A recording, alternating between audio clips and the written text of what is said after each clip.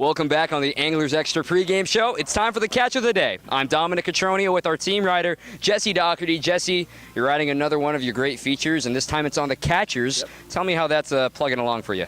It's going well. Yeah, I'm writing a feature on Nick Collins, Patrick Mazeika, and Robert Baldwin. I decided to make it a series of 3 Q&As because the guys were just so interesting and their answers were so great that I thought if I wrote, I would just mess it up. So I want to go with just their answers and let them tell their own stories, and it's going well. What have you noticed individually from each of the 3 catchers, whether it be their baseball knowledge or their stories beyond the field? What has really caught your eye and what you're preparing to put into the story?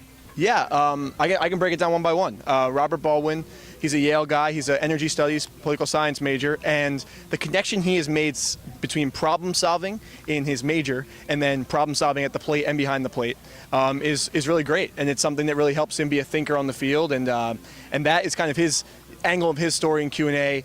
Nick Collins is just a baseball player. I mean, I know that's cliche, but he takes a beating behind the plate, and he said to me that, man, if I couldn't catch, if I could go play second base, I'd probably hit 400. He said because I get beat up, but he still is making it work. He has one of the best averages on the team as an all-star on Sunday, and then Patrick Mazeika leads the league in walks.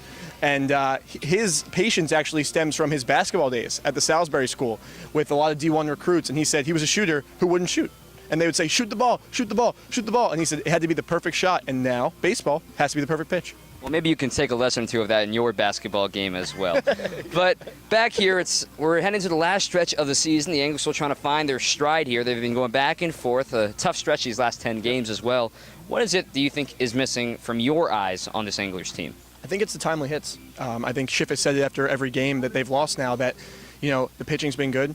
And, 2 or 3 nights ago they lost to YD, but they had 9 hits. And after the game, everyone was saying, well, you guys didn't really hit well. And he said, we had 9 hits. We just didn't get the hit. And I think that's what it's been. Last night at Falmouth, they lost 3-0, and that, it was kind of just a weird offensive night. And the pitching was good. Zach Allen threw great. But I think the arms are there, and the fielding is coming together. I think they just need to just put the timely hits together when it matters most. I mean, you look at last night, too, only 4 hits for the Anglers, and they still left 11 men on base. Yep. But what, for you, you're sitting right next to us on the road. You're also right behind us in the press box at Veterans Field. Yep. What's something that maybe you've noticed that we haven't so far from the press box, and something that you want to try to make sure it's applauded or identified as a problem?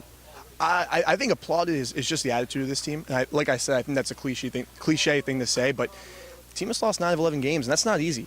But they've really kept their spirits up, and the stretch run is coming, and they're still in 4th place and have the 4th and final playoff spot. So right now they're in the playoff race, and they just need to keep their spirits up because there's a lot of baseball yet to be played. All right, so we've done this with a few guys now, and now it's time for rapid fire with Jesse Dougherty. It's your 2nd time on the show. You better do a pretty good job with this, all right?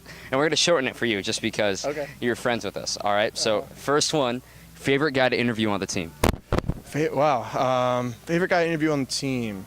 I could say Schiff, but I'll go player. I'm going to go Cal Simmons. He's always has something fun to say, and he's always has a smile on his face, win or loss, and he's always a good time. Most embarrassing song on your iPod? Someone Like You by Adele, and I actually played it in the library once. Thought I had my headphones in, and I didn't, and I was studying for finals, and it just blasted, and everyone looked at me. They were like, are you listening to Someone Like You while you're studying? So that's it. Yeah, I'd say that's it.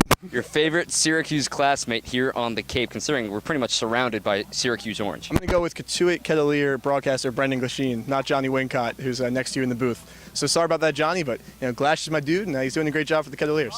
Johnny, I'm sorry, buddy. It's just that's the way it goes. And lastly, what's your favorite ice cream flavor at Short and Sweet? I'm a traditional guy. I like cookie dough. I know they have a lot of fun things going on, but I stick with the traditional cookie dough, and they. Team writer Jesse Dougherty here on the catch of the day. Jesse, you survived rapid fire. You might have damaged some relationships with Johnny Wincott, but I think it's time to send it back up to him. Thanks for joining us here. Absolutely. Johnny, take it away.